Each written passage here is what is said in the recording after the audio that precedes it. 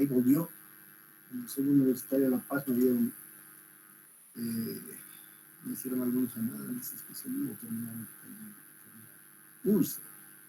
Pero en esa época, estoy hablando de los 80 todavía, finales de los 70, el 76, 74, y todavía el 85, 86, la medicina no sabía que esto era una bacteria, entonces te trataban con antiácidos, con jarabitos, con algunas pastillitas de ranitidina y desapareció. Hoy día se sabe, bueno, después, en la década de los 90, recién, es bien reciente esto de la bacteria, ¿no?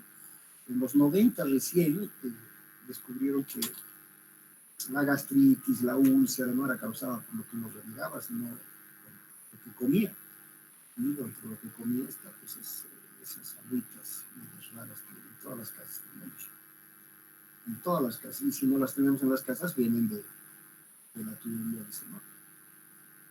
O sea que es una bacteria inevitable, porque viene se forma, se reproduce en los elementos encerrados. Y las tuberías están encerradas, están sanos. ¿Cómo estarán las del centro de Cochabamba? Que no se cambian hace como 100 años. Entonces es una bacteria endémica. El que más, el que menos, la va a tener en algún momento su vida, porque bueno, estamos expuestos a esa vida. Así que hay que tener cuidado. Y ahora he visto que muy jóvenes, la edad de ustedes, ¿cuántos años? 20 años. He visto mucha gente con unas gastritis, pero terribles, hasta gastritis erosivas. Claro, si esa bacterita que está por ahí le aumentamos Coca-Cola, entonces nos reventamos el estómago. Hay que tener mucho cuidado. He visto mucha gente, yo también no me expido del grupo, yo también era cocadicto. Tomaba 2 botellas de 2 litros de Coca-Cola al día. Me levantaba a las 3 de la mañana antojado de Coca-Cola, a tomar Coca-Cola y me volvía a dormir. Evidentemente que la Coca-Cola es adictiva. Yo fui adicto a la Coca-Cola.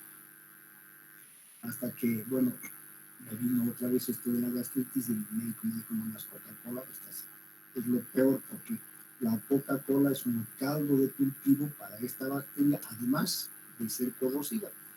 Entonces hay muchos jóvenes ahora que de su edad que tienen los problemas de gastritis corrosiva, y la gastritis corrosiva es bien difícil de curar, tienen que cuidarse mucho. Yo hace exactamente 15 años que no tomo Coca-Cola y me he sentido mucho mejor. Prefiero siempre los jugos naturales o agua en botella, es una maravilla, es mucho más saludable.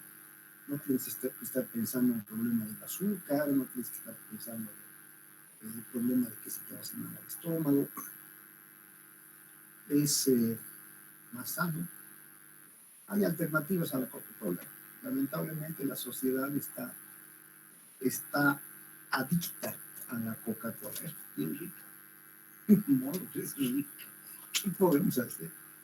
Pero bueno, ahí estamos. Si podemos evitar esos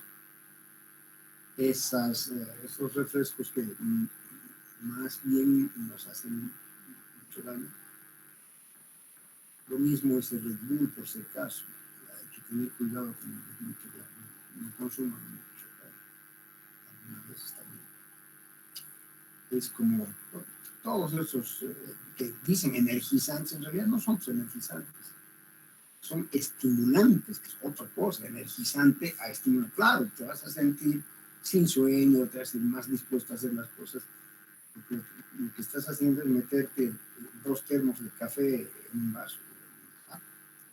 Tienen cafeína, pero además tienen taurina, que es un estimulante mucho más poderoso todavía. Entonces, podemos también volver adictos a ese tipo de productos.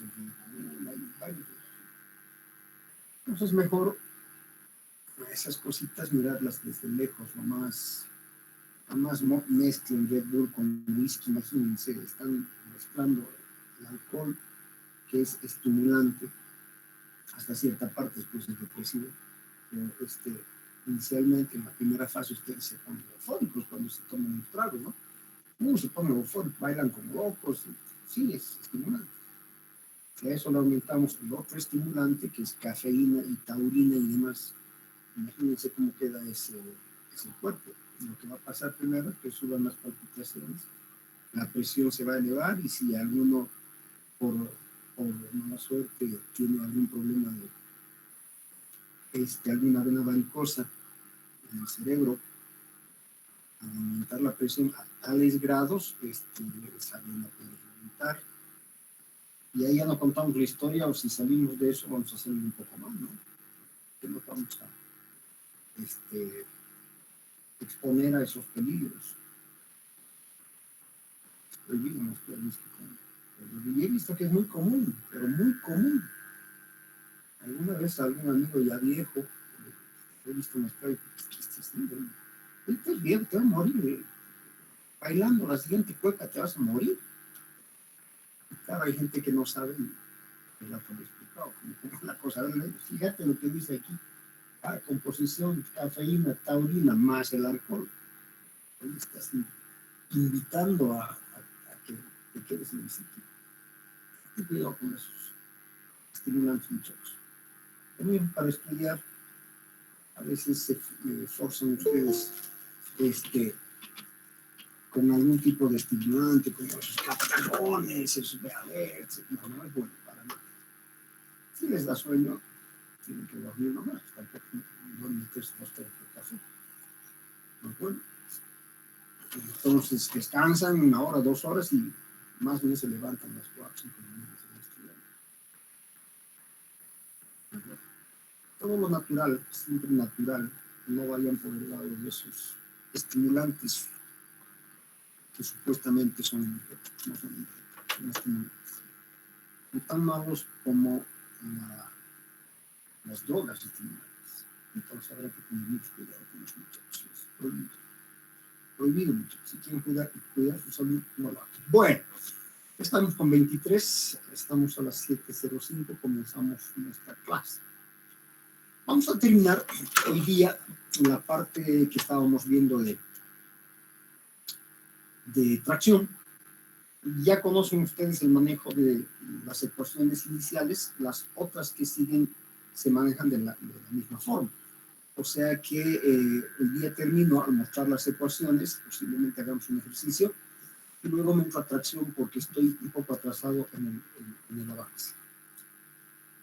Bien, para estimularlos un poquito, a ver cómo los puedo estimular.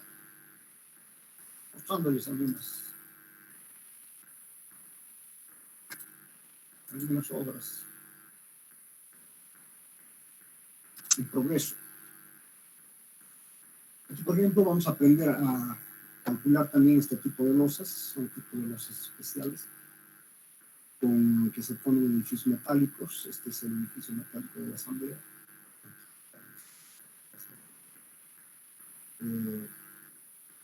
Este tipo de losas son losas muy interesantes. Son unas chapas especiales que se llaman placas colaborantes. Fíjense esa belleza, fíjense esas luces, hermosas, 25 metros de luz entre columna y columna. Esta obra ha sido realmente una obra que a mí por lo menos me ha dejado mucha enseñanza, claro. La primera obra, fíjense esas luces. Todo metal. Esta ya es la parte última del helipuerto. Y sí, aquí encima ya viene el helipuerto, que se está viendo el helipuerto. Un deseo de la paz. Y aquí todo metálico. Ven ustedes, las obras metálicas son las torres de salto del CITE, que son también estructuras muy especiales. Les decía, me ha tocado hacer estructuras que no habían en Bolivia, inéditas. La piscina olímpica, el edificio metálico, la piscina olímpica es el proyectista y es el constructor, en este es el proyectista y es el constructor, en estas torres de salto. Y en este edificio he sido supervisor, pero también proyectista. Entonces, han sido cosas interesantísimas que seguramente ustedes también tendrán que hacer en un futuro próximo, queridos amigos. Vayamos a lo que nos toca hacer. Habíamos visto cómo se calculan las piezas unidas con tornillos de alta resistencia. Hemos explicado el manejo de estos términos de las ecuaciones. Hay que cumplir dos ecuaciones en este caso. Hemos hecho un ejercicio, pero que en el ejercicio nos salía este sigma negativo. Yo había dicho que eso se debía a la resistencia muy grande que teníamos en el cortante de los pernos. Por tanto, si bajábamos ese diámetro, eso debía mejorar. ¿Quién ha hecho? Les he pedido que alguno verifique eso. ¿Alguien ha hecho, mis estimados amigos, o no? ¿Alguien verificó bajándole a 8 milímetros, como dije? Me voy a matar a ustedes, no me ayudan en nada. ¿Nadie verificó? Increíbles son. Soy capaz de mostrar. Yo tenía una duda. A ver, díganme. O sea, la separación S y la separación P va a ser lo mismo. Moisés, a ver, le aclararemos la duda. Eso, a ver. O sea, porque no debería variar en función al diámetro eso. A ver, esta es la separación P, mi querido Moisés. Aquí, Moisés, ¿sí? Esta separación es entre las líneas de centro de los pernos. Líneas de centro, no tienen por qué cambiar. Sea este diámetro más grande o más pequeño, su línea de centros no va a cambiar, aquí abajo tampoco. Entonces P no va a cambiar, va a ser establecida simplemente por lo que nosotros hemos dicho de acuerdo a norma. La norma me dice que tengo que dejar 50 centímetros a un lado y 50 centímetros al otro. Entonces me queda, si este es, 25 centímetros, 2.5 centímetros a un lado y 2.5 centímetros al otro. En total son 50 o 5 centímetros. Y aquí la distancia, como todo esto era 100, pues la distancia era 50. No importa, les he dado una distancia. Después veremos esta cuestión de más. Yo les he dado la distancia 50 milímetros y eso no va a cambiar, mi querido Moisés. Ahora, esta separación ese sí va a cambiar, Moisés. Claro que va a cambiar. Eso depende de muchas cosas. Aquí están estas ecuaciones que inicialmente hemos manejado y depende de A y E, que es el espesor de la plancha, que era A, ¿se acuerdan? En el caso de estar trabajando con piezas simples, ¿se acuerdan que era? Diámetro. El diámetro, el espesor de las planchas que se están uniendo. Entonces, ese S sí depende del diámetro, mi querido Moisés. El S sí, pero el P no. El P no depende del diámetro. ¿He contestado su pregunta? Sí, otra consulta más. Para el área neta, digamos, nosotros tomamos el diámetro del perno nomás, ¿verdad? El diámetro del orificio. Ah, del orificio. Orificio, sí. Por ejemplo, esto lo vamos a aprender después cuando estemos viendo con detalle. Por ahora estamos solamente haciendo piezas traccionadas y hemos hecho una introducción a pernos. Después se profundiza. Pero ya le voy diciendo, el diámetro del orificio no es igual al diámetro del perno, por si acaso. Del perno, ¿no es cierto? Si tengo un perno de 16, el orificio lo voy a hacer por lo menos de 18. ¿Se dan cuenta? Pero yo les he dicho que este diámetro del orificio era 16. Entonces habíamos de trabajar con 16. En la realidad, cuando vamos a ejecutar una obra, si nosotros tenemos un perno de 16 y hacemos el orificio de 16, no va a entrar. No entra. Entonces siempre hay que darle 2 milímetros de juego. Hay que tomar una broca 18 y con esa broca 18 perforar para perno de 16, por si acaso. Pero eso ya es una discusión. ¿Contesté su pregunta, Moisés? Sí, está bien, esa era mi duda entonces, sí, porque en el ejercicio decía pernos, o sea, de 20 milímetros, ya habría que usar de 22 milímetros para el orificio, ¿no? El orificio de 22. Perfecto. Inicialmente porque esto no expliqué yo. Entonces ahora estoy aclarando porque después voy a ver uniones empernadas. Esta parte me va a servir, por supuesto. Pero esto es pues el 10% todavía de lo que tengo que ver después. Entonces, creo que está aclarado esto. Podrían haber trabajado con 20 nomás por ahora, pero Moisés está haciendo una muy buena pregunta. No va a entrar el perno, no va a entrar, claro. Por lo menos necesito yo un juego de 2 milímetros. Si el perno es de 20, el orificio que voy a hacer en la plancha tendrá que ser de 22. Y ese orificio, ese valor de 22 es el que yo utilizo como el diámetro que voy a utilizar en las ecuaciones. ¿Me estoy dejando de entender? ¿Sí? Pero por de pronto, como los ejercicios son inicialmente ficticios de libro, entonces tomamos como 20 nomás, no estaba mal. Cuando he dicho bajen a 8 nomás, claro que eso podrás recibir un perno de 6, no va a recibir un perno de 8. Pero bueno, tomamos este edificio como 8 milímetros y probamos. ¿Alguien ha hecho eso? Bueno, lo que les estoy mostrando es el trabajo que ha hecho un estudiante, Joseph Tariq Jacoman, en versiones anteriores del curso. Yo voy a utilizar muchos Exceles que los han ido haciendo ustedes. Yo a veces los reviso, los cambio un poquito y los vamos utilizando. Por eso, si bien yo planteo inicialmente cómo hacerlos, en algunos casos he hecho yo, por supuesto.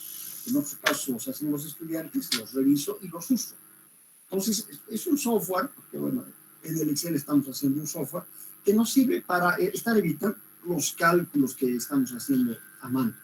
Entonces, es lo mismo que tener una hoja y un lápiz, solamente que aquí se ponen nomás los valores y esos valores van cambiando, ¿no?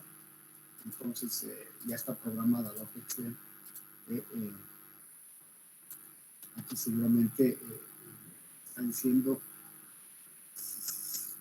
el tipo de piezas ya, y en función de la teoría que tenemos, como verán ustedes, aquí se ha programado una hoja Excel. No la he probado, pero de repente la probamos, se las voy a pasar y como ustedes van a tener que hacer el mismo trabajo, pruébenla. No me presenten la misma, por supuesto, porque creo que está con fallas, así que solamente es para referencia. Bien. Pasamos entonces. Pasaremos al cálculo de piezas solicitadas a tracción excéntrica. La clase anterior, mis queridos colegas, ya hemos visto que es la tracción excéntrica. Cuando tenemos tracción excéntrica, entonces vamos a verificar y las piezas están unidas por soldadura, vamos a verificar una sola ecuación. Por soldadura, una sola ecuación. En esta ecuación veremos que tenemos N, que sabemos que es la carga mayorada, tenemos el área neta, que sabemos cómo la podemos calcular, pero tenemos dos términos que no los hemos visto hasta ahora. M, que es el momento flector ponderado en la sección considerada, ¿ya? Y WM, que es el módulo resistente, de la sección neta. Esta ecuación entonces tiene dos cosas nuevas. El momento flector ponderado en la sección neta mayorado además, y este módulo resistente que nosotros lo tomamos de valores de tablas.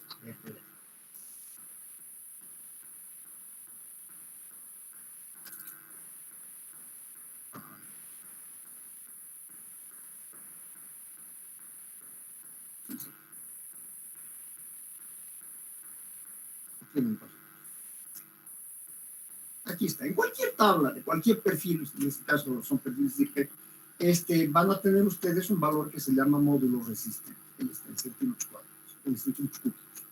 Entonces, estos valores del módulo resistente nosotros los tomamos de acá. Hay dos valores, señor, en X y en Y, igual que en los radios de giro, ¿se acuerdan? Sí, vamos a tomar ¿cuál? El menor. Sí, el menor. De estos dos valores, el menor. Eso es lo que vamos a hacer. Vamos a entrar a tablas y vamos a tomar el valor menor en el caso de estos módulos resistentes. Creo que en eso no hay problema. Ya sabemos de dónde sacamos este valor. Anótense, por favor. Eso siempre está en tablas en función del tipo de material que estemos utilizando. El problema va a ser ¿cómo calculamos este momento flector? Le estamos llamando aquí momento flector, ¿sí? Estamos diciendo que es el momento flector ponderado en la sección considerada. Bueno, habíamos visto que una pieza es excéntrica cuando tiene dos cargas que no coinciden en su línea de centros. Entonces es excéntrica. Habíamos visto que esas dos fuerzas también podrían tener una cierta separación, que nosotros podríamos determinar en la pieza, una separación entre sus rectas de apoyo, hablando de vectores, ¿sí? ¿Qué podríamos nosotros determinar o el problema darnos? ¿Cómo calculamos ese momento flector? Bueno, es el momento de un par. Nada más, es el momento de un par, de una cupla, como quieran y como la hayan llamado en física, es el momento de un par, ¿sí? ¿Y cómo se calcula el momento de un par? Bueno, vectorialmente es el vector de posición relativo, vectorialmente por la fuerza. Así se calcula el momento de un par. Si desarrollamos, tendríamos Q, si es la fuerza, o F, si quieren, multiplicado por la separación, que pueden llamarle, qué sé yo, D, Q por D, y por el seno del ángulo que forman esa posición, ese vector de posición y la fuerza, que es 90 grados, el seno 90 grados es 1. Entonces, este momento se reduce a calcular el valor de la fuerza por la distancia de separación entre las fuerzas que forman el par. No creo que haya mucho problema, ¿sí? Tomo, digamos, la fuerza es de 5.000 kilos, ya, 5.000, y que la distancia de separación sea, que sea 2 centímetros. Entonces, 5.000 kilos lo multiplico por 2 centímetros y tengo el valor del momento del par. Así de simple. ¿Hay alguna duda aquí para calcular este momento? Creo que no, ¿no es cierto? No, todo claro. Perfecto. Entonces, una vez que repasamos los valores acá, esto tiene que ser menor o igual al sigma admisible que ya habíamos visto cómo determinamos. Y si se verifica esta expresión, entonces la pieza que estamos verificando va a resistir a tracción. Está acá. Si tenemos piezas unidas por soldadura, entonces la ecuación también sirve. O sea, para piezas simples sin unión, sí. Para piezas unidas por soldadura, también sirve. ¿Qué pasa si las piezas están unidas con tornillos o pernos de alta resistencia? Aquí se complica un poquito la cosa porque tenemos que hacer dos verificaciones. La primera verificación, que es la misma ecuación anterior, donde está el momento del par y donde está el módulo resistente, pero fíjense que aquí estamos hablando del área neta, perdón, del área bruta y del momento de inercia bruta, radio de giro bruto. La segunda ecuación ya habla de área neta y tenemos que hacer los cálculos que hemos aprendido a hacer en la clase anterior. Y habla del momento de inercia, del radio de giro neto, que sin embargo nosotros lo vamos a tomar como el radio de giro bruto que nos dan las tablas, estos valores. O sea, no hay un neto acá. Para sacar un neto deberíamos ver si esta tabla tiene perfiles perforados. Y muy pocas tablas van a traer perfiles perforados. Me estoy dejando de entender.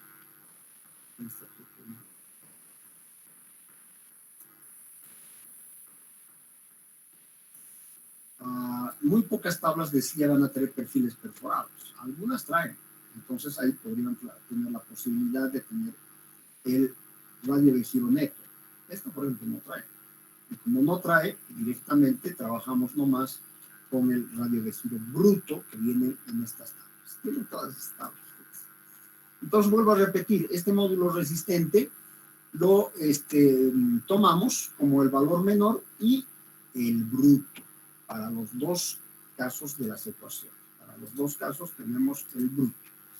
Aquí tenemos el bruto y aquí tenemos también el bruto, por más que diga aquí neto. La variación es mínima, por si acaso.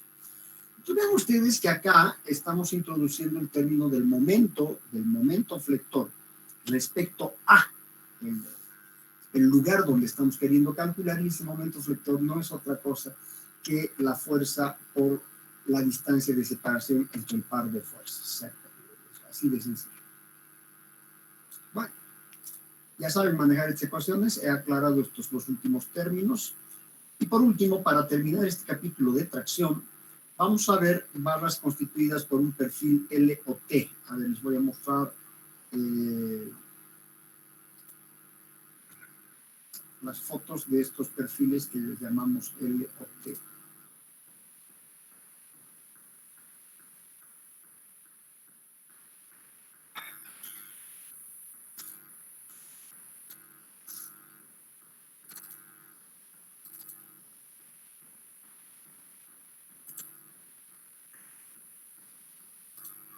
Este es un perfil L, que también se conoce con el nombre de perfil angular, por si acaso. Entonces, estos perfiles los podemos unir con una plancha, y con pernos, acá, o también por cualquiera de los dos lados. Estos perfiles pueden ser de lados iguales, como el que estamos viendo en la figura, pero también pueden ser de lados desiguales, la ecuación sirve lo mismo. Y los perfiles T son estos. La unión no la hacemos por el alma, sino hacemos por el ala. Acá, en esta parte, vamos a tener la unión. Vamos a perforar seguramente los orificios acá, le vamos a poner una plancha por encima y vamos a hacer la unión. Si se diera el caso de perfiles L o perfiles T, como estamos mostrando en este caso, si se diera esa unión, entonces tendríamos esta ecuación, ¿ya? Esta ecuación. Esta ecuación está simplemente para soldadura. No está para uniones empernadas. Está para soldadura, Para perfiles L o T solamente tenemos esta ecuación para soldadura. Esta ecuación es 1,25 veces la carga de tracción sobre el valor del área neta. No, también se aplica para perno, aquí está, área neta. Sí, para soldadura o perno.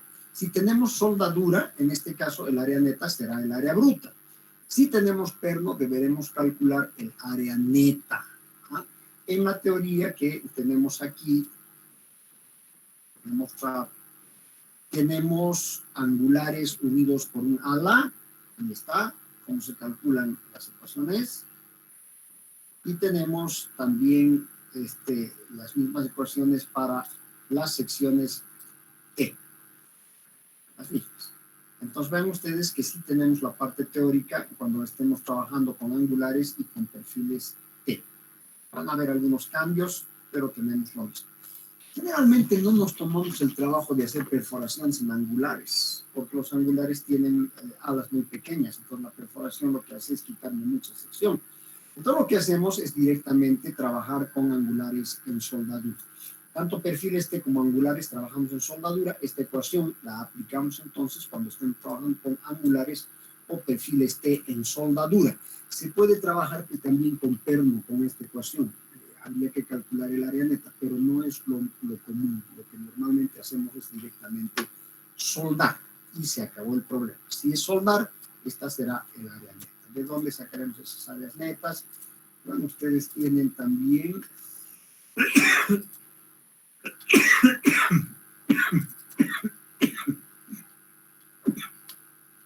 A ver.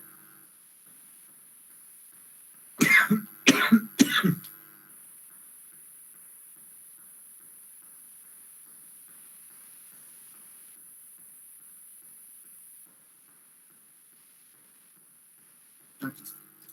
Angulares. Entonces aquí tiene, para los angulares, el momento de inercia, el módulo resistente, lo que necesitamos para el radio de giro, en este caso, con otra denominación E, está con el radio de giro normalmente en minúscula, pero bueno, aquí está con E. Son diferentes tablas, las nomenclaturas pueden variar. Ahí está. Tenemos todo lo necesario. Y el área también está acá. El área de la sección del angular. ¿Sí? Bien. Con esto hemos acabado tracción. A ver, vamos a hacer un ejercicio rápido porque necesito avanzar. Anoten el ejercicio, por favor, para poder utilizar las últimas ecuaciones que acabamos de ver. Más que nada, estas. A ver, anoten el ejercicio, por favor. Verificar una pieza metálica, sometida a tracción excéntrica, verificar una pieza metálica sometida a tracción excéntrica de 10.000 kilos de magnitud y una separación entre las fuerzas componentes del par y una separación entre las fuerzas componentes del par de 50 milímetros. Van a tener cuidado con las unidades. De 50 milímetros. De 50 milímetros.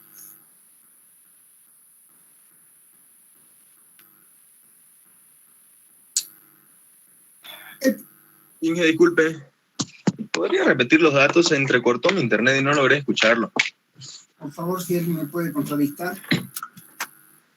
Si alguien me puede contradictar, pues ya me olvidó. Verificar una pieza metálica sometida a tracción excéntrica de 10.000 kilogramos de magnitud y separación entre fuerzas del componente par de 50 milímetros. ¿La tiene? ¿Hasta ahí?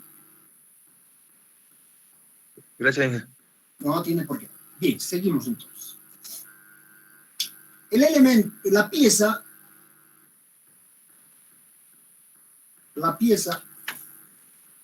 es un perfil C. La pieza es un perfil C 100 por 50. La pieza es un perfil C 100 por 50 por 2. 100 por 50 por 15 por 2, perdón, si el perfil C me está faltando ese valor. La pieza es un perfil C de 100 por 50 por 15 por 2. La pieza es un perfil C de 100 por 50 por 15 por 2. Cuyo límite de rotura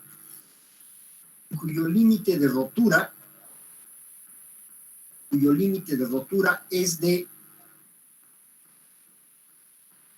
4.250 kilogramos por centímetro cuadrado. 4.250 kilogramos por centímetro cuadrado. 4.250 kilogramos por centímetro cuadrado.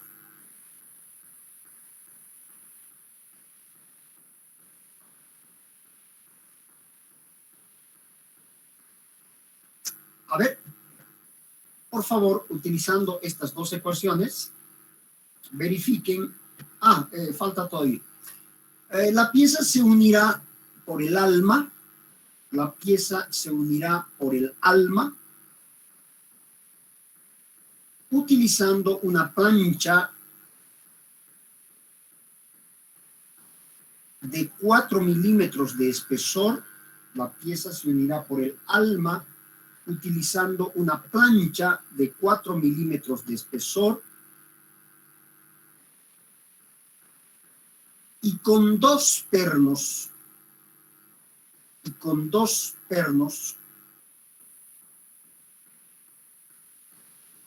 de 12 milímetros de diámetro. Es decir, que las perforaciones en la pieza y en la plancha serán de 14 milímetros. Es decir, que las perforaciones en la pieza y en la plancha serán de 14 milímetros.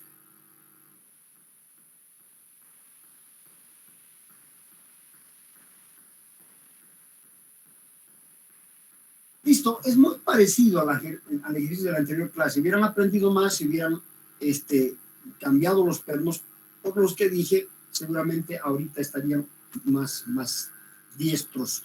Pero bueno, vamos a trabajar con estas dos ecuaciones. Lo único que estamos haciendo es aumentar este momento y este módulo resistente que ya sabemos de dónde viene. Entonces, vamos a la obra. Voy a preguntar dentro de 10 minutos. Sí, 10 minutos. Los tres primeros resultados para ti.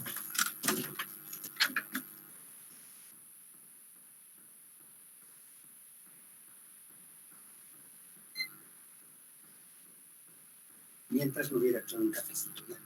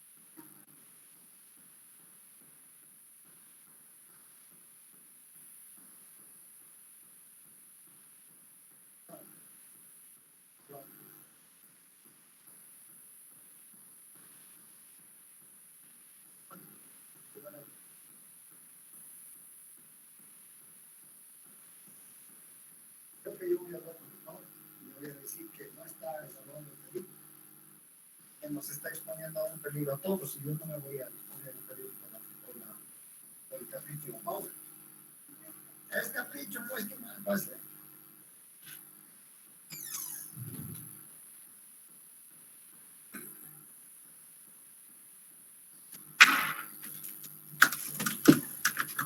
Ya está. ¿Quién ha terminado? Y una consulta. Ya. El primer valor que dio el de la atracción, el de 10.000, el de la magnitud, ¿eso es el n ponderado? Ponderado, estoy trabajando ya con ponderados. Todavía no puedo hacer que ustedes ponderen porque todavía no hemos utilizado. Si bien conocemos las ecuaciones para la ponderación de acciones, todavía no las hemos utilizado. Entonces, todos los valores que dos son ponderados. ¿Ya? Okay. Por si no, tendría que darme un coeficiente de mayoración, qué sé yo. Los coeficientes ya vienen de las combinaciones de dirección. Por ahora estamos trabajando con ponderados. Y del radio de giro entre X y el menor, ¿no? El menor, mi querido Moisés, el menor. Le cuento que no cumple la primera. ¿No cumple? Sí. ¿Cuánto le sale la tensión? La admisible me sale 1440, digamos. Perfecto. ¿Y acá? Y la otra me sale 51.307. 51.307. Sí. Ha entrado a estos catálogos. A ver, estoy revisando con ustedes. Al de Impromec. Está bien. Sí, bueno. El Impromec o el chileno es lo mismo. ¿Con qué perfil estamos? 100 por 50 por 15 por 2. ¿El área 434? 437, sí. Sí, bueno, no va a cambiar mucho. Entonces tenemos esto, 437 centímetros cuadrados, ¿no es cierto? Sí. Estamos trabajando 10.000. Es una fuerte carga. Dividido entre 4, 37 ya. Usted está trabajando. Está bien. Son 2.288. Ahí ya no nos cumple. Ahí. Sí. Ahí ya no nos cumple. Porque a eso le vamos a sumar todavía el momento vector y el dividido entre el módulo resistente. Aquí ya no nos cumple. Entonces, ¿cómo interpretamos esto? Lo que usted ha hecho está bien, no nos cumple. ¿Cómo interpretamos esto, mi querido Moisés? ¿Qué tendríamos que hacer en este caso? Cambiar de sección, yo creo. Evidentemente, Moisés, deberíamos cambiar de sección porque esta sección no verifica. Entonces, aquí nosotros podemos decir, la sección no verifica, porque el problema decía verificar. Entonces, la sección no verifica. Hay que cambiar de sección. Esa sería la respuesta. Ahora, cambiaremos la sección. Ya que estamos en esto, cambiaremos la sección. Buscaremos una sección que tenga un área mayor. Por ejemplo, a la 150.15.4 tiene un área de 8.15. No sé si va a verificar con eso. A ver, los 10.000 kilos dividido entre 8.15. Estamos hablando de 1.226. Esa ya en la primera parte, Moisés y todos los demás, sí verifica, pero ahora tenemos que hacer este cálculo. Hay que sumarle a esto, ¿no es cierto? ¿Cuánto era el momento? El momento es 10.000 kilos por ¿cuántos centímetros de separación hay? 5. 5. Por 5 centímetros de separación. Y esto está dividido entre el módulo resistente de esta sección. 150.4, su módulo resistente, el menor. Aquí tenemos 24.50 y aquí tenemos 7.55. Entonces 7.55. 662 más 1.226.99 nos va a salir 1.884.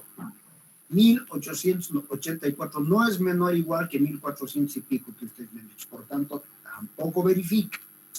Bueno, pues buscaríamos una sección todavía, un perfil que tenga sección mayor. A ver, podría ser. Aquí hay un 915. ¿Ven qué útil sería tener un Excelcito ahorita para no estar haciendo cálculos cada rato? 125.50 en C4, 915. No sé si va a verificar con tal vez. A ver, tomaremos. Y otra vez los cálculos. Entonces tenemos los 10.000 dividido entre 9.15. Allá es 1092. Su módulo resistente es a 778. Entonces aquí tenemos 10.000 por 5 dividido entre 7.78. Si sumamos con los 1092, tampoco va a verificar, me va a dar 1734. No, tiene que ser bastante mayor. Esta yo creo que ya verifica, 12.5. Esta ya va a verificar, con eso vamos a verificar. Entonces sería 10.000 dividido entre 12.5. Ya sería 800, ahora ya va a verificar. Y su módulo resistente de estos, el mayor 57, el menor 1576. Entonces tendríamos 10.000 por 5 dividido entre 1577, 1576.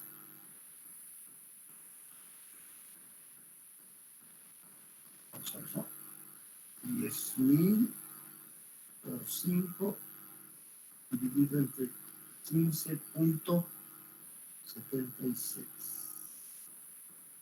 3.000.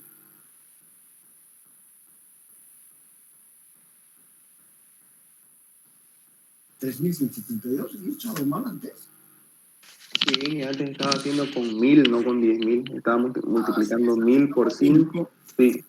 Ninguna verifica. Ninguna verifica, correctamente. Ninguna verifica. O sea, tendríamos que cambiar de perfil si queremos verificar. Tendríamos que cambiar de perfil. Ninguno de estos verifica. O sea, la carga es alta. No verifica. La respuesta es no verifica. Ahora podríamos ver como complemento esta parte más. A ver, verificaremos esta segunda ecuación más. Sabemos que esta no va a verificar. Veremos qué pasa con esta. Calculen el área neta. Ya saben cómo van a calcular el área neta. Calculen este momento, saben cómo. P también saben cómo calcular de la anterior clase. A ver cuánto les sale acá. Terminaremos de hacer el ejercicio para decir no verifique. Basta que una de las dos ecuaciones no verifique, la sección no verifica. En este caso no nos sirve esa sección para aguantar esta tracción. No aguanta. No aguanta. No aguanta. Aquí ya esto no ha verificado, entonces no va a verificar. Tal vez esta verifique, no sé. Hay que ver. No creo, pero puede ser. Pero si ya una de las ecuaciones no verifica, la sección no sirve. Este perfil no sirve para aguantar 10.000 kilos. Ya que 10.000 kilos es una exageración, una tonelada. ¿Qué estructura tendremos en un elemento en la tonelada? Estamos exagerando.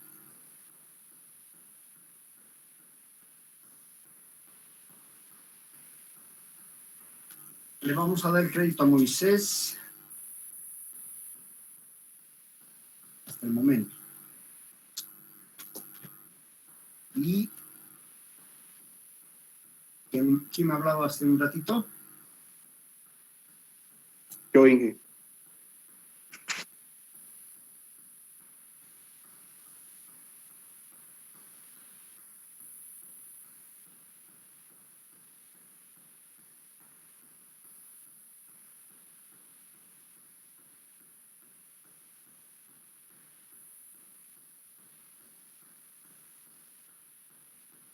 Raúl Ernesto.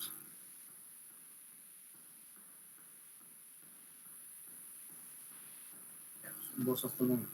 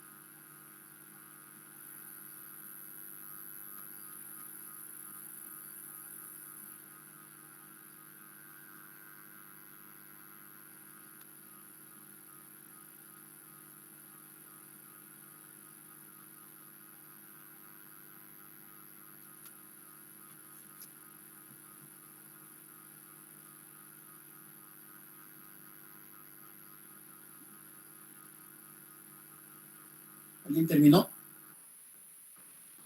Para incluirlo en la lista, discutir un poquito lo que estamos haciendo. Inge, el valor de P, ¿cuánto había que tomar? El valor de P,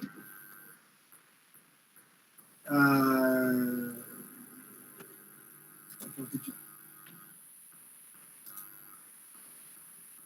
50. Eso hemos dicho, ¿no? 50. Ya, Inge, gracias. Sí, porque la fuerza está aquí y otra fuerza está aquí. Entonces 50. No lo he dicho, pero sí, que sea 50.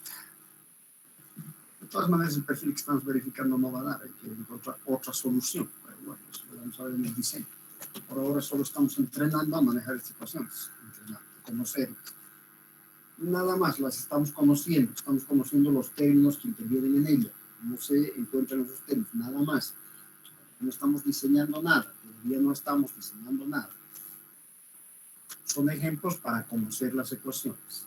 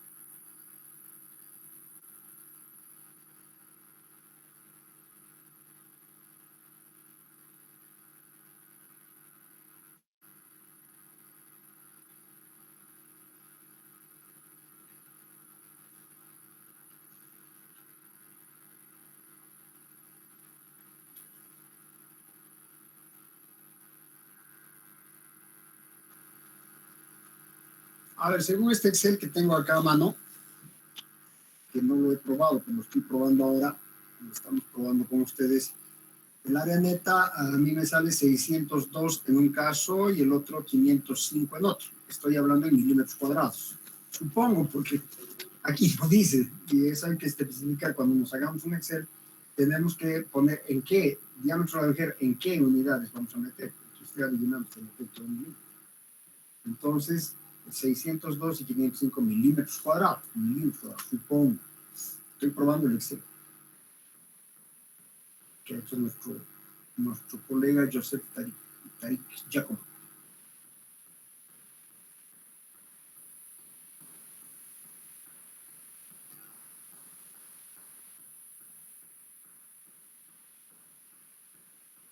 ¿Cuánto les sale a ustedes? Si alguien ya tiene. Nos apuraremos, por favor. Ay, el tiempo.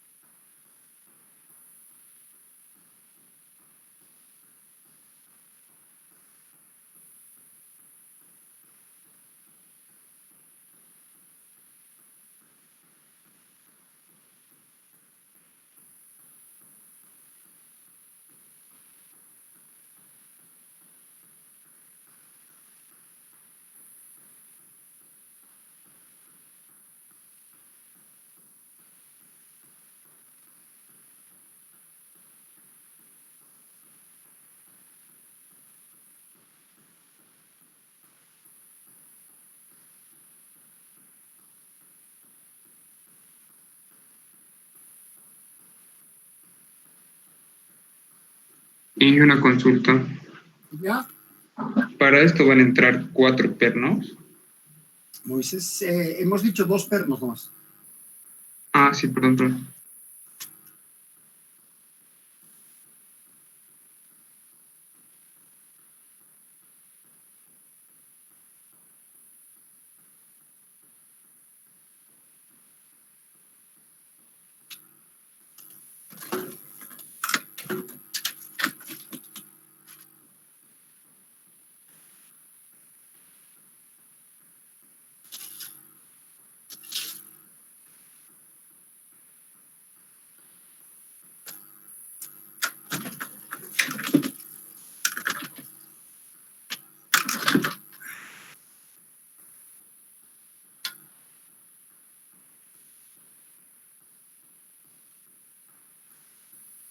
¿Verdad? Ya está.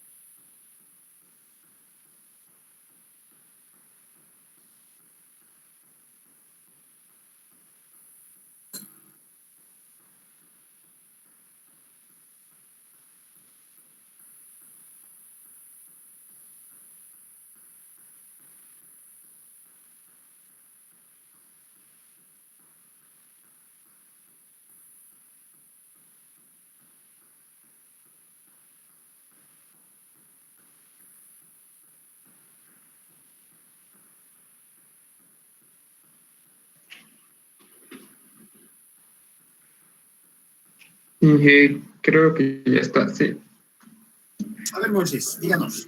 Me sale 49.117.96. ¿Ya? 49,000, imagínense, ha tomado, ¿qué perfil ha tomado? El 100, Ajá, el primero que dio. el primero que di, el que estamos verificando. Claro, pues después hemos ido haciendo pruebas y alguno entraba, ninguno entró. Estamos confirmando que ninguna de las 2 ecuaciones se está cumpliendo, por tanto, este perfil no nos serviría para aguantar estos 10,000 kilos excéntricos que hemos puesto en el problema. Seguramente deberíamos buscar otra solución. Estos perfiles no nos van a servir. Tendríamos que pasar al encajonado de repente, o de repente pensar en un perfil H. Entonces, estamos dándonos cuenta que en este caso, pues ese perfil no nos va a servir. Bueno, el propósito era manejar las ecuaciones. Ese era el propósito. Nada más. Entonces, hemos manejado las ecuaciones, aunque este perfil no verifica. Entonces, ¿cuál sería la respuesta en este caso? El perfil no verifica directamente. Esa sería la respuesta. El perfil no verifica. Tiene que verificar las 2 ecuaciones. Basta que una no verificara, el perfil no verifica. Entonces, esa es la respuesta. En ese caso, tendremos que buscar una solución para nuestro estudio. Pero todavía no estamos en ese caso. Bueno, chicos, aquí acabo otra acción. Y otra consulta. Adelante, Moisés. Para el radio de giro, ¿por qué no usaríamos el mayor? Normalmente trabajamos con los menores para asegurarnos de que esos valores van a ser los valores de carga que tenemos van a ser soportados por el elemento. Por eso la norma recomienda usar el menor. Ahora, ya saben que las normas no son camisas de fuerza. La norma nos dice usar el menor. ¿Sí? ¿Por qué? Porque no sabes con qué eje estás trabajando. Esos ejes están en el plano X y Y y estamos trabajando nosotros en el plano Z. ¿Se dan cuenta? Por eso la norma nos dice usar el menor. Si no queremos usar el menor, de repente podemos hacer un promedio de los 2, pero eso ya va en cuestión del proyectista, de la experiencia del proyectista. Por de pronto yo les recomiendo que sigamos la norma y utilicemos el menor, hasta que ustedes hayan hecho por lo menos unos 5 años de estructura metálica, para que se decidan a usar valores propios, por experiencia. Me estoy dejando entender.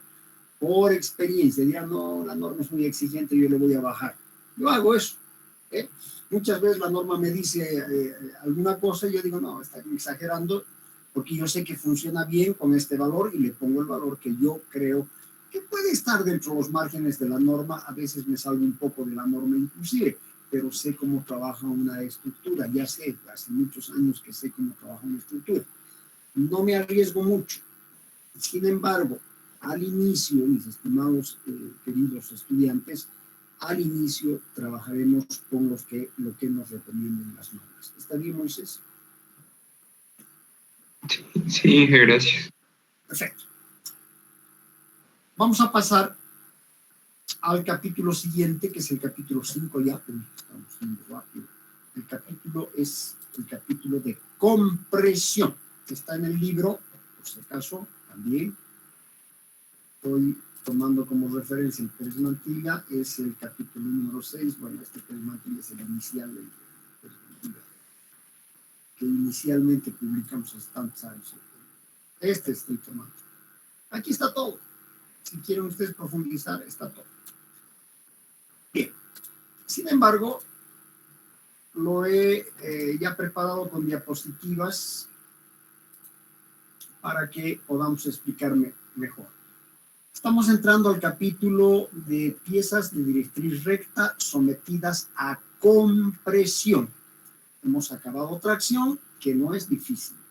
Verificar piezas en tracción, hemos visto que no es difícil. Podemos verificar piezas soldadas, podemos verificar piezas empernadas en tracción, ya sea con tracción excéntrica o sea con tracción central. Entonces, en ambos casos ya podemos hacer. El término de pieza comprimida generalmente se utiliza para describir elementos estructurales sometidos solo a cargas axiales de compresión, como estoy mostrando aquí en la figura. Esta es una carga axial de compresión, ¿sí? Este término de piezas comprimidas se puede utilizar para describir columnas o pilares, ¿sí?, bajo condiciones especiales de carga. Son barras comprimidas, con elementos generalmente, como vemos en la figura, articulados en sus extremos, que pueden ser partes componentes de una cercha, de una celosía o algún elemento de arriostramiento. Quiero aclarar entonces en esta parte lo que entendemos por pieza comprimida. Cuando yo hablo de pieza comprimida, mis queridos amigos, lo que estoy haciendo es imaginarme una pieza componente de algún tipo de estructura que está sometida a cargas axiales, ¿sí?, a cargas axiales, que generalmente tiene alguna condición de unión en sus extremos. Esta puede ser una unión articulada, pero también de repente es una unión rígida, es decir, empotrada. ¿Estamos de acuerdo? Son elementos entonces que pertenecen a una estructura mayor, más grande. No vamos a quedarnos en aprender a calcular la compresión, la resistencia a compresión de un elemento. No, nosotros estamos haciendo estructuras. Entonces, este elemento será conformante de una estructura mayor para comenzar. Bueno, entonces, a eso me refiero cuando yo hablo de piezas comprimidas. Al principio, cuando estábamos comenzando la materia, yo les hablaba y les decía que el acero tiene muy buena resistencia a tracción, que también tiene muy buena resistencia a compresión, no tanto como el hormigón, pero también tiene buena resistencia a tracción, a compresión. Pero tiene un problema fundamental, que al ser las longitudes mucho mayores que las secciones, que son elementos, podemos llamar esbeltos, lo que pasa es que no fallan por resistencia misma, sino por un fenómeno distinto al cual se llama pandeo.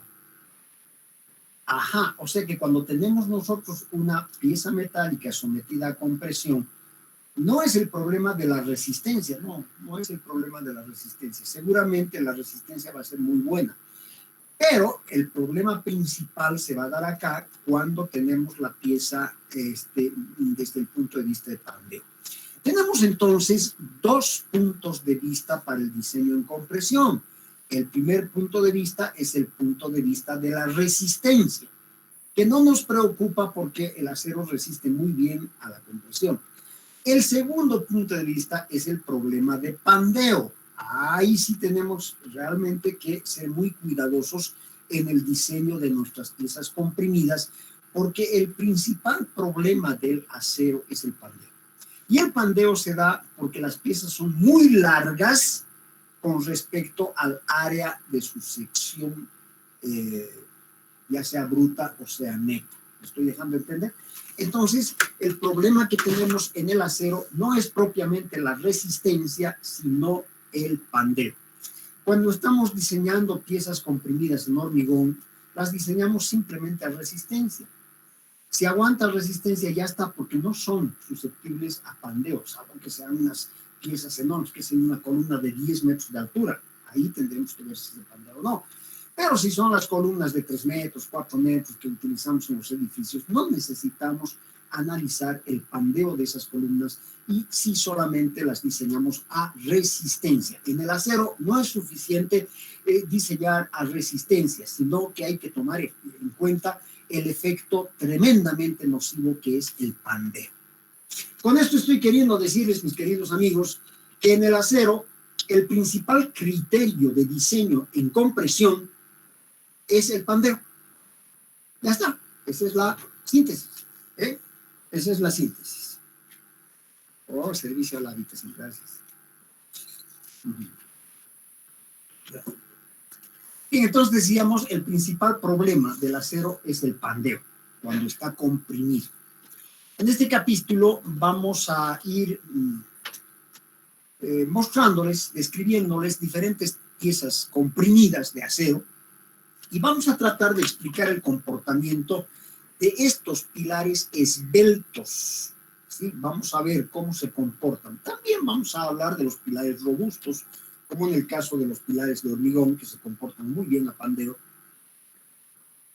Por tanto, es solo necesario diseñarlos a resistencia. En cambio, los elementos de acero se comportan bien a resistencia, pero hay que tener mucho cuidado con el pandeo. Creo que me han entendido.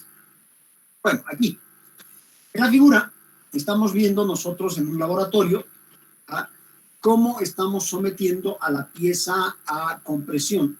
Verán ustedes que es una pieza metálica, es muy larga respecto a su sección, muy larga, mucha longitud respecto a la sección. Entonces, por eso se llama pieza esbelta, es muy larga con respecto a su sección. Siempre, a veces utilizamos esta palabra, esbelta. Mira esa chica que es esbelta, quiere decir que es alta y delgada. No es lo mismo. Cuando hablamos de piezas esbeltas en metales, estamos diciendo que la pieza es muy larga y su sección es pequeña. Entonces la pieza es esbelta. ¿Qué pasa cuando una pieza esbelta es sometida a una carga de compresión como estamos mostrando en la figura? Vean ustedes que la pieza no se ha roto, porque si se hubiera roto, la causa sería la resistencia. No se ha roto, se ha doblado. Se ha doblado. A esta forma de doblez que ustedes están viendo en la figura, mis queridos amigos, se llama pandeo. Esta pieza no ha fallado porque se ha roto, no ha fallado por resistencia, ha fallado por pandeo. Pandeo, esta es la condición del pandeo. Y esto es lo que nos asusta a los estructuristas metálicos. Nos asusta mucho el pandeo. Por tanto, el criterio fundamental de diseño, y vuelvo a repetir, en las piezas de acero comprimidas, va a ser el pandeo, porque sabemos que la pieza resiste, pero caramba, el pandeo será un problema que tendremos que tomar muy en cuenta. Bien, el efecto de pandeo también se puede llamar flexión lateral, por si acaso, efecto de pandeo o flexión lateral, y se va a dar cuando tengamos una pieza comprimida sometida a una carga de compresión. Bien, ¿cómo calcular una pieza comprimida metálica desde el punto de vista de la resistencia? Bueno, deberíamos, en teoría, mis queridos amigos, hacer lo mismo que hacemos en tracción. Tensión, carga sobre área. Hemos visto que hay varias ecuaciones, ¿sí?, que nos ayudan, por ejemplo, a calcular piezas que están unidas mediante pernos o que tienen cargas excéntricas. Habrá que escoger la ecuación más adecuada, aplicar la ecuación, pero todas esas ecuaciones nacen de la definición de tensión, carga sobre área. Esa es. Bueno, para la compresión en resistencia a materiales también nos han dicho que el diseño de una pieza comprimida se debería hacer cumpliendo esta expresión. Tensión de compresión, carga de compresión sobre área. Sí, y habría que verificar si esta tensión es menor o igual que una tensión admisible o una tensión de compresión. Entonces, así deberíamos verificar la pieza. A resistencia, sí, así debería hacerse. Lamentablemente, hemos visto que un problema más complicado que la resistencia, que sería fácil verificar, es el pandeo. Y eso ya tiene varias teorías que vamos a tener que aprender. Entonces, lo que nosotros hacemos es guiarnos por teorías que han venido tratando de describir este fenómeno del pandeo.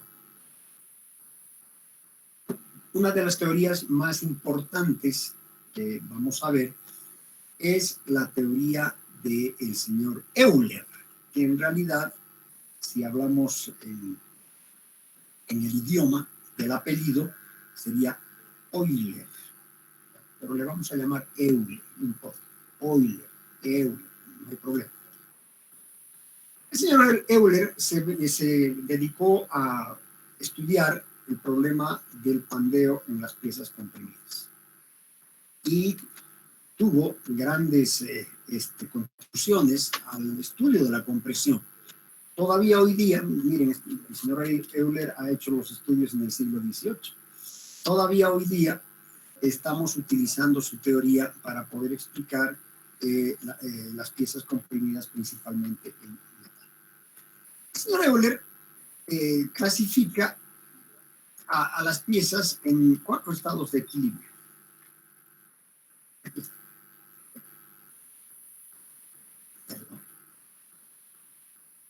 Clasifica a las piezas en 3 estados de equilibrio. ¿Ya? Las piezas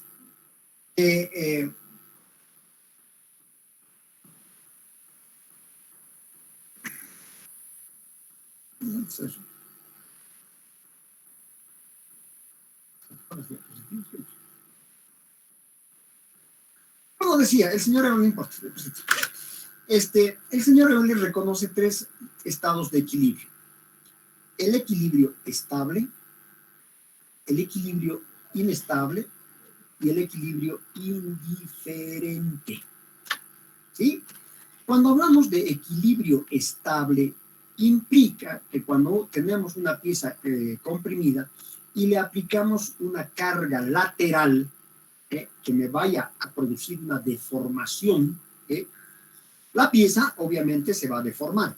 Si retiro esa carga y la pieza vuelve a su estado inicial de posición, entonces el equilibrio es estable. ¿Qué pasa si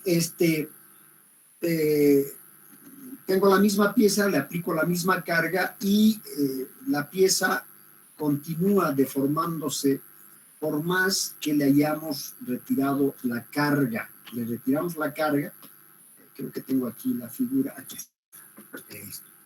está la pieza. Estaba perdiendo mis propios diapositivas. Aquí está la pieza comprimida. Esta es la carga horizontal a la cual hacía mención. Si yo aplico esta carga a esta pieza comprimida, esta carga se va a deformar en sentido lateral, ¿sí? Es como una viga cantilever, ¿sí?, que se va a deformar de esta manera. En el momento que yo suprima la aplicación de esta carga H y la pieza vuelva a su posición original, decimos que su equilibrio es estable. ¿Me estoy dejando entender? Una vez retirada la carga que estaba causando la deformación, la pieza ha vuelto a su forma original, por tanto el equilibrio se llama estable. ¿Qué pasa cuando tenemos la misma situación, aplicamos la misma carga horizontal, pero cuando quitamos esta carga horizontal, la pieza continúa su deformación? Entonces el equilibrio será inestable, ¿sí? Inestable. La pieza continúa deformándose, aún hayamos retirado la carga H. Imagínense si vamos a diseñar estructuras con equilibrio inestable, estaríamos locos, ¿no es cierto? Ok, hay una tercera forma de equilibrio, que es la que en la misma situación aplicamos una carga H, de una pieza comprimida, aplicamos una carga H, la pieza se deforma. Quitamos la carga H, pero la pieza se ha quedado deformada, no ha vuelto a su posición original. Tampoco continúa deformándose. Esa es una situación de equilibrio indiferente. ¿Estamos de acuerdo? Tres tipos de equilibrio entonces: el estable, el inestable y el indiferente. Nosotros vamos a ir siempre a un equilibrio estable, porque si es un equilibrio inestable, lo que va a pasar es que la tensión va a ir subiendo hasta romper la pieza. En esta parte hemos aprendido a ver cuántos tipos de equilibrios tenemos en los elementos metálicos: el equilibrio estable, el equilibrio inestable y el equilibrio indiferente. Muy bien. Inge, ¿puedes repetir el indiferente? El indiferente se llama equilibrio indiferente cuando le aplicamos la carga a la pieza se deforma, ¿sí? Quitamos la carga que ha provocado la deformación, pero la pieza no vuelve a su forma original, se queda ahí, se queda ahí. Es como un cono, nos imaginamos un cono. Si lo apoyamos sobre el piso, en una superficie por la base, el cono va a estar muy estable. Ese es un equilibrio estable. Si lo apoyamos por el vértice a la superficie, ¿qué va a pasar? El cono se va a caer, no se va a apoyar como cuando lo apoyamos por la base. Ese es un equilibrio inestable. Pero si lo apoyamos por su cara lateral y le aplicamos una fuerza, el cono rueda y se vuelve a poner en equilibrio. Ese se llama equilibrio indiferente. Es lo mismo que he explicado para esta parte de las barras. ¿Debo explicar un poquito más o se ha entendido? Equilibrio Sí, entendido. estable, indiferente. El cono es más gráfico, ¿no? Para poder saber si es equilibrio estable. Cuando el cono está apoyado en su base, estable. Si lo apoyamos de su vértice, inestable. Y si lo apoyamos de su cara lateral, indiferente. Bueno, vamos a ver ahora cómo aplicamos estos criterios de equilibrios estables, inestables e indiferentes cuando ya estamos trabajando con piezas comprimidas. Para esto, el señor Euler definió una carga de referencia. Entonces vamos a ver más o menos el pensamiento del señor Euler para poder entender sus ecuaciones. Primero veremos qué es lo que pensó el señor Euler para luego poder entender sus ecuaciones. Supónganse que tengamos una pieza metálica, ¿ya?, esbelta, de sección A. Sección A, ya saben a qué me refiero. Hemos visto en tablas, qué sé yo, sección A. Y longitud L, esta longitud L. Tanto la sección como la longitud están totalmente definidas. Hay un valor de carga P, hay un valor de carga P, que le vamos a llamar PK. El señor Euler denominó carga crítica de ruptura. Ajá, o sea, vamos a aplicar esta carga, vamos a aplicar esta carga, vamos a seguir aplicando, aumentando esta carga, hasta que llegue a un valor límite a la cual le estamos llamando carga crítica de ruptura. Creo que me deja entender. Inicialmente la carga es P. Vamos aumentando la carga P hasta que llegamos a la carga crítica de ruptura, que es el límite de carga que nosotros quisiéramos determinar. Claro, porque si nosotros determinamos cuánto vale esta carga crítica, podemos saber hasta cuánto podemos cargar este elemento comprimido, sin que el elemento falle. El valor de la carga crítica P, que habla el señor Euler, corresponde al equilibrio indiferente de la pieza. O sea que cuando alcanzamos la carga crítica, en realidad lo que hemos llegado a hacer es alcanzar el equilibrio indiferente de la pieza. Sí, y nos interesa que nuestro elemento metálico componente de una estructura alcance el equilibrio indiferente. No podemos alcanzar el equilibrio indiferente. Por tanto, según el señor Euler, mientras no alcances la carga crítica, no vas a alcanzar ese equilibrio indiferente. Por tanto, este límite nos hará que trabajemos en equilibrio estable, no indiferente, no el cono en su cara lateral. No queremos ese equilibrio, queremos un equilibrio estable, el cono apoyado en su base. Bien, mucho menos un inestable, por supuesto, no queremos un inestable. Este valor entonces de la carga crítica del señor Euler me da esa relación. Podemos aumentar la carga P hasta un valor máximo que se llama carga crítica, porque si no, nos encontramos con los tres casos de este equilibrio. Vamos a ver en función ahora de la carga crítica cómo manejamos los tres casos de equilibrio. Si esta carga es menor que la carga crítica de Euler, suprimida H, esta que causa esta deformación lateral, la pieza vuelve a su posición inicial. Bueno, el equilibrio es estable. Ajá. Si P es menor que PK, PK es esta carga crítica que el señor Euler nos ayudó a calcular. Él calculó. Ya tenemos las ecuaciones de Euler. Él ya calculó. Perfecto. Por el contrario, si esta carga P que le aplicamos a este elemento comprimido supera al valor de la carga crítica, ¿sí?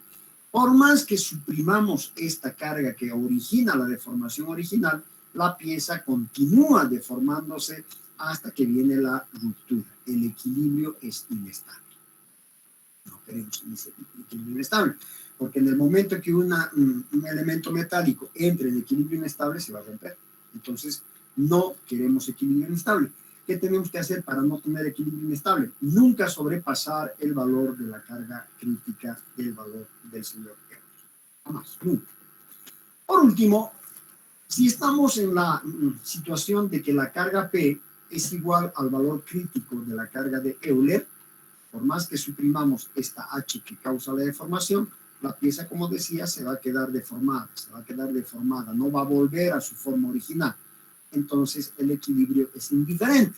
Tampoco queremos estar en un equilibrio indiferente, que sería la frontera, que sería lo máximo, que sería el valor de P igual a la carga crítica. No queremos. Entonces, ¿dónde queremos estar?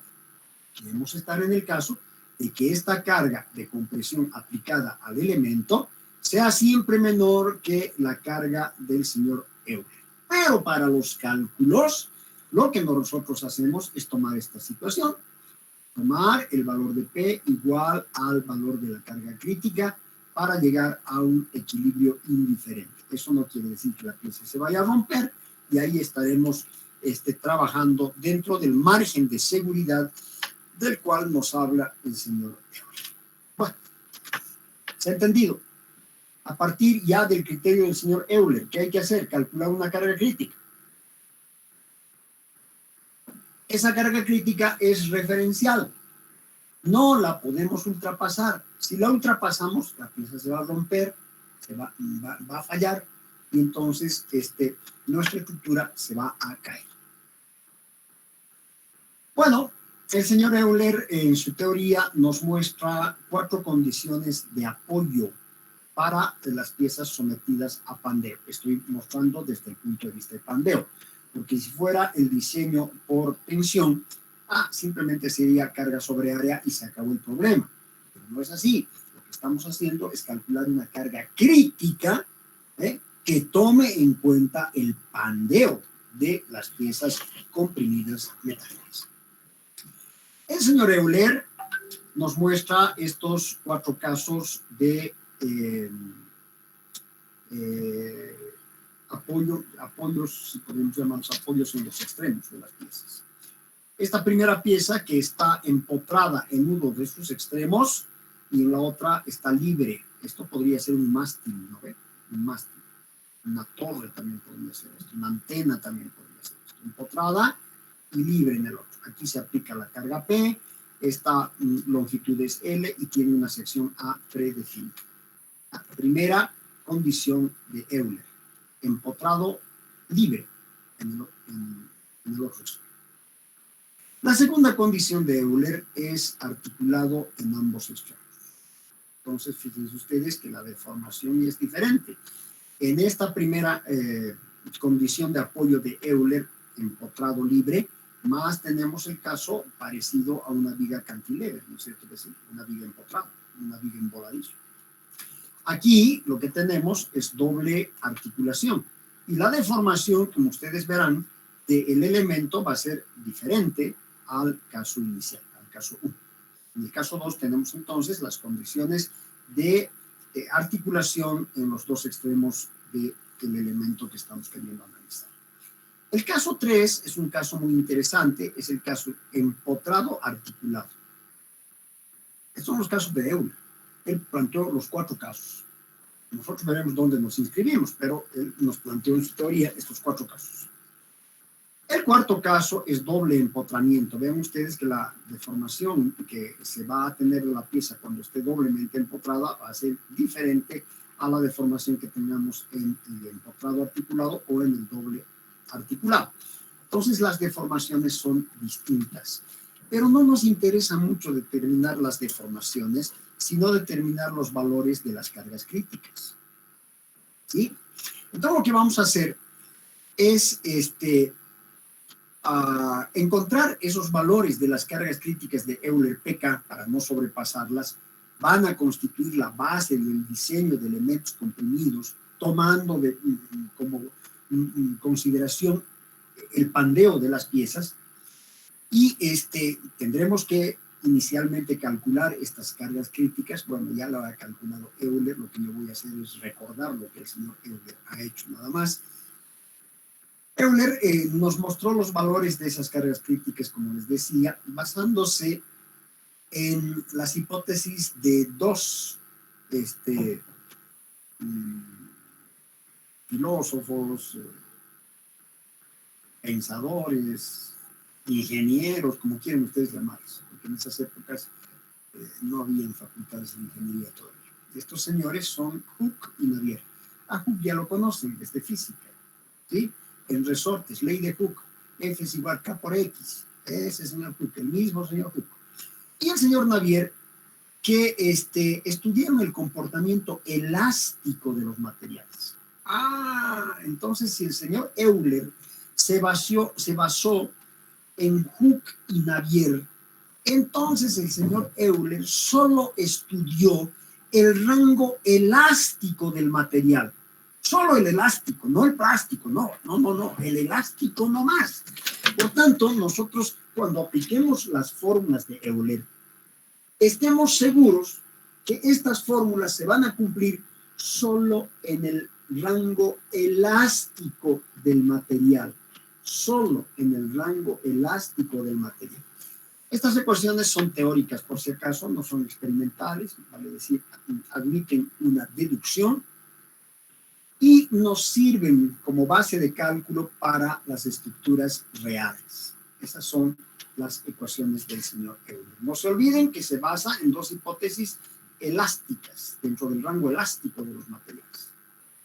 Por tanto, las ecuaciones de Euler solo describirán el comportamiento de un elemento metálico dentro del rango elástico. Nada más dentro del rango elástico. Nada más. Bueno. Aquí hemos acabado esta introducción. Lo que viene luego son deducciones que están acá. Se lo voy a pasar y tengo que pasar también lo que hice Armando el otro día. Se los voy a pasar para que veamos cómo se deducen estas cargas críticas de Euler. Esta es la deducción de las cargas críticas de Euler. para que posteriormente vayamos a ver los límites de estas ecuaciones. Esto lo haremos en la siguiente clase. Espero terminar con presión, aunque lo dudo, porque me voy a tomar la clase del día jueves y la del próximo martes también. Ay, triste es mi vida. El día 19 no se olviden que tenemos una clase de paquete, porque ya voy a necesitar. Entonces el día sábado 19 tenemos una clase extra. El día 17 voy a seguir con esto de Euler, esto se los voy a pasar para que tengan, porque no tienen. Son las deducciones de las ecuaciones de Euler, que las he hecho a mano. Y aquí están las cargas críticas para todas las condiciones de extremos que les he mostrado. Esta es para empotrado libre, este es para articulado, este es para empotrado articulado y este es para doblemente empotrado. Estas ecuaciones se deducen, como les he dicho, son pasibles a deducción. Este es el ejemplo de la deducción de una de esas ecuaciones. Seguramente ustedes tendrán que hacer la deducción de las otras ecuaciones, si no, están en el libro también, si quieren. Bien, ¿alguna pregunta, por favor, hasta esta parte? Hasta esta introducción de el análisis de compresión. Las piezas metálicas comprimidas se deben diseñar, se deben dimensionar no solo a resistencia, sino fundamentalmente a pandeo, ese es nuestro norte, pandeo. ¿Quién ha estudiado el pandeo inicialmente? El señor Euler. Basado en qué hipótesis de los señores Navier y Stokes. Pero lamentablemente Navier y Hooke. Los señores Navier y Hooke solo estudiaron el rango elástico de los materiales, no el inelástico. Por eso es que vamos a tener otras teorías, como el caso de las teorías de los señores Tetmans, de Austin-Feld, para poder completar no solamente el rango elástico, porque un acero no se va a comportar solamente elásticamente, puede comportarse plásticamente, y desde el punto de vista plástico, las fórmulas de Euler ya no se cumplen. Entonces tenemos que ver otras teorías. ¿Cuáles son esas teorías? Fundamentalmente Tetmayer y Austin-Feld. Con eso estaremos completos. Ok, ¿alguna pregunta, mis queridos amigos, hasta acá? Ingeniero, buenos días, una pregunta. Adelante, por favor.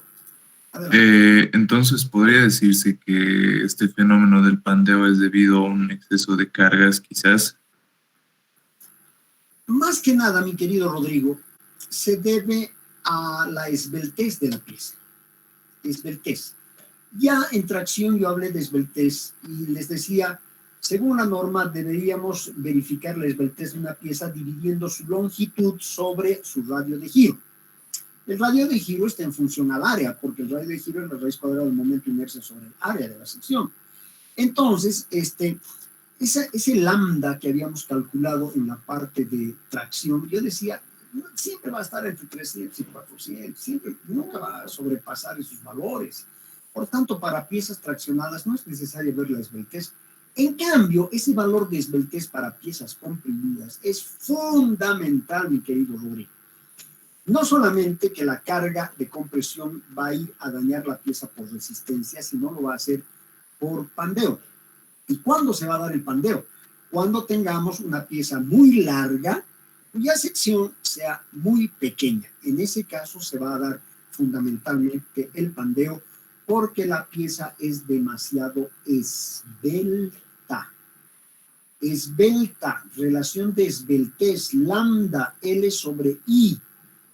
Matemáticamente inclusive ya nos estamos dando cuenta de lo que queremos decir. Estamos diciendo que su longitud es muy grande con respecto a su sección.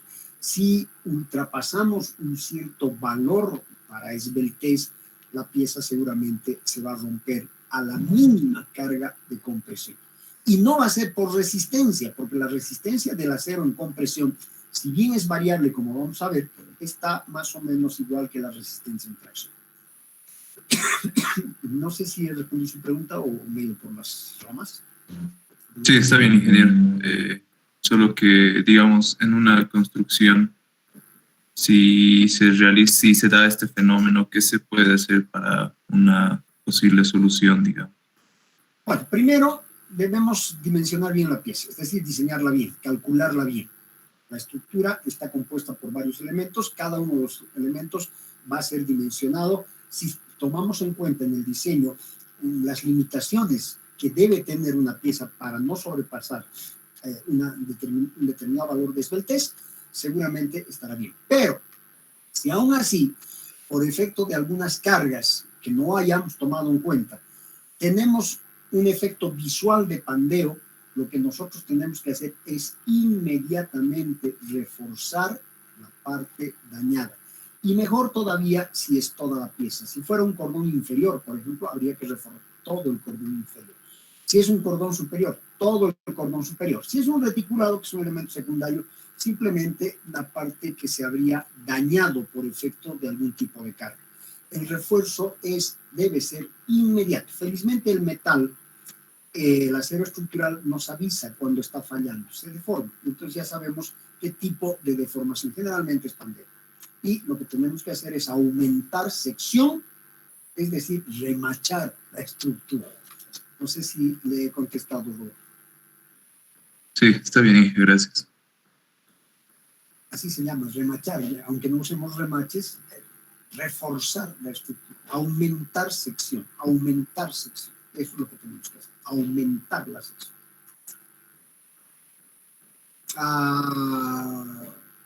¿Cómo aumentamos la sección? Por añadidura de material. Por añadidura de material. De repente con un fierro redondo, de repente aumentamos un perfil. De alguna manera tenemos que aumentar la sección. Si aumentamos la sección, podemos arreglar el problema de pandeo que se podría dar si alguna carga se nos hubiera escapado. No a tratar de que no se nos escape, para eso estamos estudiando. Pero por ahí se da, usted bien dice. A mí se me dio una vez, no una estructura que yo había calculado, yo estaba de jefe de planta aquella vez cuando estaba comenzando a trabajar en una empresa que hacía estructuras metálicas y estábamos techando el colegio de Illinois. No era un trabajo bueno. Estábamos techando en la parte del colegio de Illinois. Y yo estaba dirigiendo el montaje, yo no había calculado la estructura, estaba comenzando a trabajar. Y entonces tampoco lo había verificado. Mucho no me interesaba en esas épocas dedicarme a las estructuras metálicas, yo estaba viendo más el lado de las máquinas, me interesaba más las máquinas. Pero en el montaje vimos que cuando se estaba poniendo el techo, que era Duralit, uno de los elementos se dobló, un elemento. Entonces yo vi eso y me llamó la atención. Fui a conseguir teléfono porque en ese vez no había celulares. Fui a conseguir un teléfono cerca por ahí y era lejos del nombre que escuchaban de los chicos. Conseguí el teléfono, llamé a la planta y le dije al ingeniero que había calculado, oye, tu estructura se ha doblado. ¿Dónde? Me dice, han debido manejar mal. No, estoy montando bien, estoy montando como se monta, como se debe montar. La estructura se ha doblado. Yo no me sabía explicar. Si yo decía se ha pandeado en su reticulado, seguramente el ingeniero que ha calculado me entendía mejor. Yo decía se ha doblado, también estaba echando, pues estaba comenzando a trabajar. Tenía derecho a no saber muchas cosas se aprenden en el camino, no en la universidad. Vamos a esperar que ustedes aprendan todo en el aula, todo en la universidad, pero hay ciertas cosas que van a aprender en la vida, en el ejercicio profesional, con toda seguridad. Ahorita voy a ir, viene la camioneta y le muestro, ya está. Hermanito, me dice, caramba, tienes que aprender los términos técnicos. No se ha doblado, se ha pandeado. Ya, se ha pandeado, igual se ha doblado. Entonces, ese rato vi lo que había que hacer cuando ocurre un efecto pandeo en una estructura. Inmediatamente cortaron unos elementos metálicos, soldaron, reforzaron, y dijo, ya está, hermanito, gracias por haberme avisado. Seguramente han sobrecargado más de lo que tenían que sobrecargar la estructura. No, hemos puesto una pila de placas de Duralit ahí, claro, una pila, no hay que poner una pila, había que poner máximo 3 o 4 plaquitas, pero ustedes han metido como 15 placas, obviamente han sobrecargado la estructura y me la han pandeado. Disculpa, no sabía, ni perdón, es que me acuerdo decir. Eso fue una experiencia cuando yo estaba empezando a trabajar, estaba muy joven todavía, tendría 23 años. Estaba como ustedes, saliendo de la universidad y bueno, aquella vez aprendí que no hay que sobrecargar las estructuras con los materiales que vamos a utilizar, que son nada más de paso. Sin embargo, en mi beneficio puedo decir que el ingeniero debió haber mayorado las cargas para la fase constructiva. Posiblemente por ahorrar material no lo hizo. Y cuando apilamos el material que íbamos a utilizar en el techado, ocurrió eso. Entonces creo que yo fallé por apilar más material que debía ser apilado supuestamente, pero también falló el ingeniero por no utilizar el factor que hoy día la norma LRFD no nos permite despreciar. Ahora no podría ocurrir eso. Antes no había esa norma, hoy día hay. Entonces nosotros ya no creo que podamos llegar a ese extremo. Bien, Rodrigo, incluida una experiencia, contesté su pregunta. Si no hay alguna otra pregunta más, les dejo la tarea. Anótense, por favor, lo que quiero que para el día jueves. Van a hacerse un Excel para calcular todo lo que han estado calculando en los ejercicios que hemos hecho. Vale decir, tracción. ¿Sí? Un Excel como el que les estoy mostrando acá. ¿Qué les ayuda a calcular ese?